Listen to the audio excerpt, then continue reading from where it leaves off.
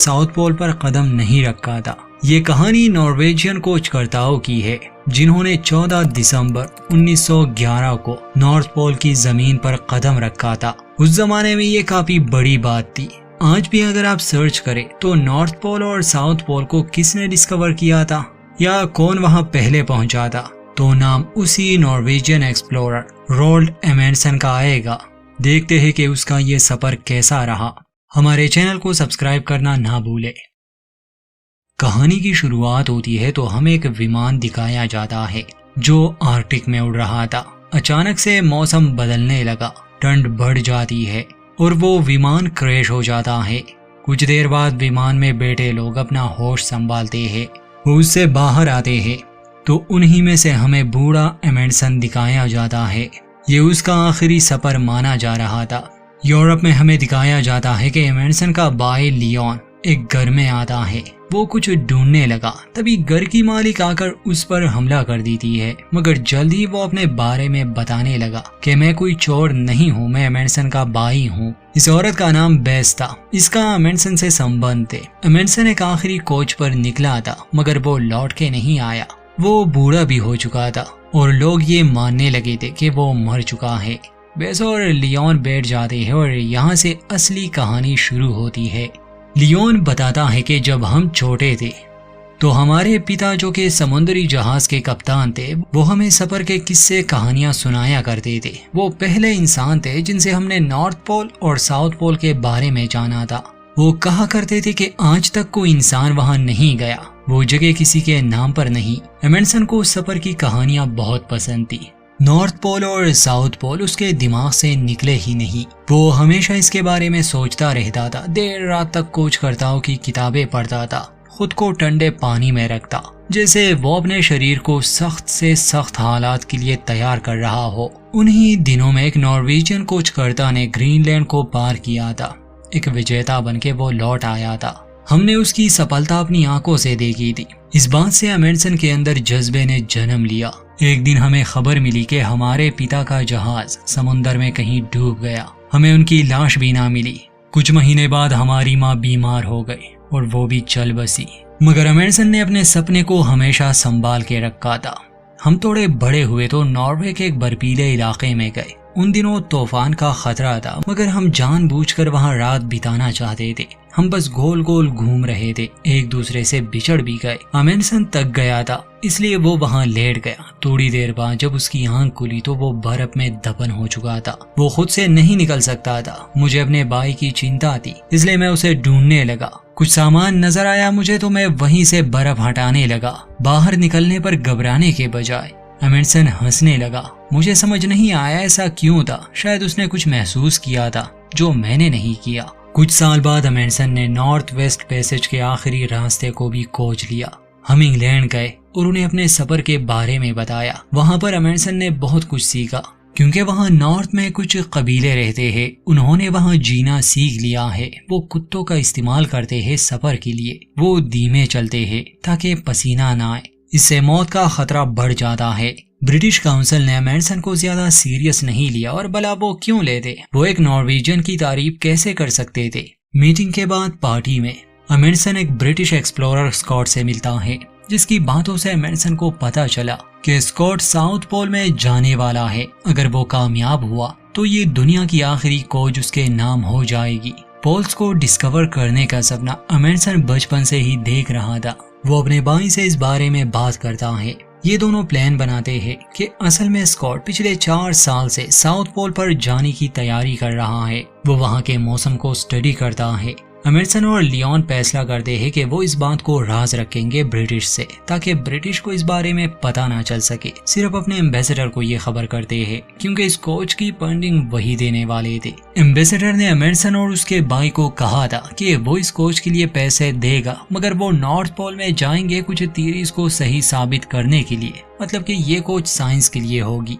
एमेंडसन और लियोन एक टीम तैयार करते हैं। निकलने से कुछ दिन पहले ही इन्हें खबर मिलती है कि फ्रेडरिक नामी एक खोजी ने दावा किया था कि वो नॉर्थ पोल जा चुका है, मगर उसने अभी तक कोई सबूत नहीं दिया था। फिर भी वो सुर्खियों में था, छाया हुआ था हर जगह। ये जानकर एमेंडसन को बुरा लगता है, कहता है कि ये खोज खत्म हो गई। वो बहुत दुखी था। उसी शाम उसके दिमाग में ख्याल आता है कि जहाज, सामान, क्रू सब है उनके पास, क्यों ना नॉर्थ पोल के बजाय वो साउथ पोल में जाए। वो फैसला करते हैं, मगर एम्बेसडर उससे इस बात की इजाजत नहीं देने वाला था, इसलिए एमर्सन को ये बात राज ही रखनी थी। वो समुद्री जहाज पर सप्लाईज लोड करते हैं और जब वो निकल जाते हैं तब वो एम्बेसडर को एक लेटर भेजते हैं कि हम साउथ पोल के लिए निकल गए हैं। जब ब्रिटिश एक्सप्लोरर स्कॉट को इस बारे में खबर मिलती है तो उसे अच्छा नहीं लगा। वो कहता है कि ये कोई खोज नहीं है, ये तो मुकाबला है। सफर पर निकलने से पहले एमर्सन अपने क्रू से पूछता है कि हमने अपना प्लान बदल दिया है, तुम लोग मेरा साथ दोगे? सिर्फ जॉनसन नामी आदमी इस फैसले से कुछ खुश नहीं था। ना चाहते हुए भी वो हाँ में जवाब देता है। कुछ महीनों में ये अंटार्कटिका पहुंच जाते हैं, दुनिया की सबसे ठंडी जगह में। ये वहां पर अपना बेस बनाते हैं। सितंबर 8, 1911 को ये पहली बार अपनी कोशिश करते हैं साउथ पोल तक पहुंचने की, मगर बर्फ के खतरनाक तूफान की वजह से ये आगे नहीं बढ़ पाते। एक दूसरे से बिछड़ने का खतरा था। एमर्सन सभी को ये खबर पहुंचा देता है कि हर किसी को अकेले ही वापसी का रास्ता ढूंढना होगा। बहुत से तो कैंप पर लौट आते हैं। जॉनसन और एक लड़का रात में पहुंच जाते हैं। जॉनसन ने उस लड़के की मदद की थी, एमर्सन ने उसे छोड़ दिया था। जॉनसन एमर्सन पर गुस्सा करता है कि तुम एक लालची इंसान हो, तुम्हें किसी की परवाह नहीं, तुम बस ये खोज अपने नाम करना चाहते हो। जिस पर एमर्सन उसे कहता है कि ये मौत का सफर है, क्या मैंने साफ साफ नहीं कहा था कि अकेले ही रास्ता तलाश करो? किसी का खो जाना, मर जाना, जख्मी हो जाना ये कोई बड़ी बात नहीं है। खोज पर निकलने से पहले ही तुम्हें ये सोचना चाहिए था। अगले दिन एमर्सन जॉनसन को वापस भेज देता है कि तुम हमारे साथ इस खोज पर नहीं आ सकते, तुम आसपास का नक्शा बनाओ। फिर 20 अक्टूबर 1911 को ये फिर से कोशिश करते हैं। मौसम थोड़ा बदल गया था। ये अपने कैंप से निकल जाते हैं। जगह जगह ये छोटे छोटे कैंप लगाते हैं। सफर कठिन होता जा रहा था। दिन गुजरने लगे। एक दिन इन्हीं का एक साथी पेशाब करने गया था। असल में ये ग्लेशियर के ऊपर थे। अचानक से बर्फ टूटने लगी। वो आदमी और सामान गिरते गिरते बचा लिए गए। अगर इनका राशन चला जाता तो भी ये खोज खत्म हो सकती थी, क्योंकि एमर्सन ने नॉर्थ में सीख लिया था कि बर्फ में कुत्तों का इस्तेमाल अच्छा है, इसलिए वो अपने साथ कुत्ते लाया था। सामान वही खींचते थे। जो ब्रिटिश एक्सप्लोरर था स्कॉट, उसने कुत्तों को नहीं चुना बल्कि उसने गाड़ियों को चुना था। खैर वो इनसे पीछे था। 1 महीने चलने के बाद ये लोग पहाड़ों में पहुंच जाते हैं, जहां एमर्सन हर पहाड़ी का नाम अपने साथियों के नाम पर रख देता है। खाना भी इनके पास खत्म हो चुका था। आगे से ये कुत्तों को खाने वाले थे। ये अपना सफर जारी रखते हैं और 45 दिन बाद ये आखिरकार साउथ पोल के सेंटर में पहुंच जाते हैं। सभी बहुत खुश थे। आखिरकार एमर्सन का सपना पूरा हुआ। ये लोग वहाँ जश्न मनाते हैं, नॉर्वे का झंडा लगाते हैं।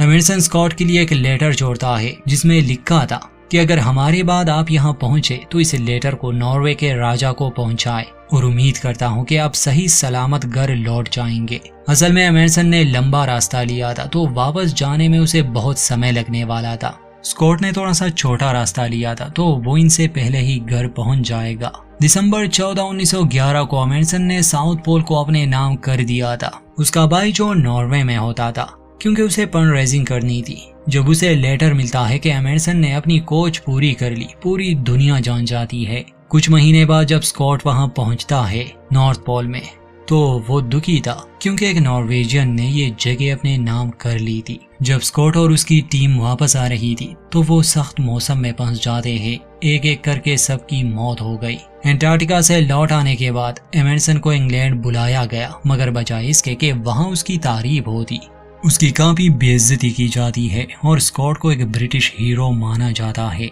पार्टी में एमर्सन की मुलाकात किस बेनेट नामी औरत से हुई जो किसी और की पत्नी थी, मगर एमर्सन की कमजोरी थी कि उसे शादीशुदा औरतें पसंद आती। वो आदमी जिसे एमर्सन ने कोच से निकाल दिया था, अब उसे पता चल चुका था कि एमर्सन और बाकी लोगों ने कामयाबी हासिल की, तो गम के मारे वो अपनी जान ले लेता है। नॉर्वे में एमर्सन के नाम एक बड़ा जश्न रखा जाता है और एम्बेसडर कहता है कि एमर्सन का सफर यहाँ खत्म नहीं होता, बल्कि अब वो नॉर्थ पोल जाएगा और polar current drifting flow theory को साबित करेगा। ये 5 साल की खोज होगी, इससे नॉर्वे का नाम रोशन होगा। खैर सभी खुश थे, मगर किस इस बात से खुश नहीं थी, क्योंकि वो एमर्सन के साथ रहना चाहती थी। मगर एमंडसन उसे मना लेता है कि वो जल्द ही लौट आएगा, फिर दोनों एक साथ रहेंगे। कुछ साल बाद एमंडसन और उसके साथियों ने इस कोच के लिए एक समुद्री जहाज बनाया जिसका नाम उन्होंने मॉड रखा था। इनका मकसद पानी के बहाव को स्टडी करना था, मगर ये कोच बहुत रिस्की थी।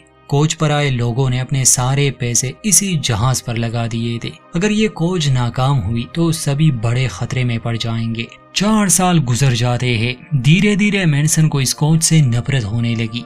एक दिन वो एक भालू के हमले से भी बच जाता है। समय के साथ साथ उसकी दिलचस्पी खत्म होने लगी थी। एक दिन ये लोग जहाज पर ही थे कि मदद के लिए कुछ लोग आते हैं। ये आसपास के इलाके में रहने वाले कबीलों के लोग थे। उनकी एक छोटी बच्ची बीमार हो गई थी जिसका इलाज ये लोग करते हैं। धीरे धीरे एमंडसन उनके बच्चियों के साथ घुलने मिलने लगा। वो उसे अपनी ही बेटियां समझता था और वो बच्चियां भी एमंडसन के साथ काफी खुश थी। अब तो वो जहाज पर ही रहने लगे थे। और फिर एक दिन वो अपने कोच को छोड़कर वापस नॉर्वे आता है। इस बार उसके पास एक नया प्लान था। वो कहता है कि हम उड़कर नॉर्थ पोल में जाएंगे। आज तक कोई वहां नहीं गया विमान से, मगर मैं ये करूंगा। उसने मॉड जहाज और उसके क्रू को अकेला छोड़ दिया। वो 7 साल तक उस बर्फ के नरक में रहे। अंत में वो बैंकरप्ट हो जाते हैं। बहुत से उनमें मर जाते हैं और जो जिंदा थे उनकी तो जिंदगी बर्बाद हो गई। एमंडसन एक मतलबी था। वो अपने भाई के पास आता है कि वो फिर से पैसे इकट्ठा करे एक विमान के लिए, मगर उसका भाई अब कोई मदद नहीं करता। एमंडसन बदल गया था। वो कोच को एक खेल समझने लगा था। दोनों के रास्ते अलग हो जाते हैं। कुछ साल बाद एमंडसन किसी तरह पैसे ढूंढकर एक विमान लेता है और नॉर्थ पोल के लिए निकल जाता है, मगर ठंड की वजह से उनका विमान क्रैश हो गया। कुछ हफ्तों तक ये लोग वहीं पर रहते हैं। दुनिया वालों को लगा शायद वो मर गया है, मगर ऐसा नहीं था। वो उस प्लान को दोबारा से ठीक करते हैं और लौट आते हैं। बेस और लियोन घर पर ही थे जब उन्हें खबर मिली कि एमंडसन ने अपनी खोज पूरी कर ली। कुछ दिन बाद बेस और लियोन उससे मिलने जाते हैं, मगर एमंडसन ने अब अपने भाई को छोड़ दिया था। वैसे इस सब में काफी साल भी गुजरे थे तो एमंडसन अब बूढ़ा हो चुका था। उसने एक किताब लिखी थी जिसमें उसने अपने भाई का जिक्र नहीं किया था, ना एम्बेसडर का, ना ही यहाँ के राजा का, क्योंकि एमंडसन सारा क्रेडिट खुद लेना चाहता था। साल 1928 में आर्टिक में कुछ नॉर्वेजियन खोजकर्ता खो गए। एमंडसन अपने साथियों को लिए रेस्क्यू मिशन पर निकलता है, मगर उनका जहाज वहीं क्रैश हो गया और एमंडसन हमेशा के लिए नॉर्थ पोल में ही खो गया। और यहीं पर इस कहानी का अंत।